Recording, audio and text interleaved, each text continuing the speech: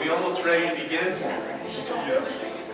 Because he says at one point, I know nothing to be true, and therefore I cannot know that it is true that a man is guilty or a man is innocent. I wanted to do like a sort of Freudian reading of this as like the colonized as being already castrated. Well, maybe I'm psychoanalyzing him. It sounds like it. I'm studying contemporary critical theory in Spanish and Latin American studies at Simon's Rock. Chinese is the one that I'm pursuing more so right now. I'm teaching Chinese next semester at a local middle school, high school, along with a professor here. Now, don't read your textbook, let's speak, 好不好？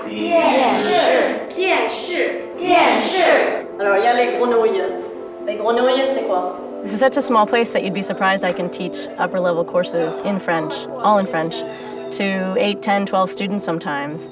But I have them because they're willing to continue and they're just interested in it as a subject. The language curriculum here is so far from what you would expect from kind of a cookie cutter, learn the words, learn the vocabulary and the grammar and kind of get out. I was confronted with my first French text here instead of just an excerpt, and we've been reading from the 18th century all the way to present French text. Everybody in the class was serious about taking German. It was a different experience from high school, being able to talk to students who were serious about what they wanted to study. But my main interest is children's literature. That's a self-design program.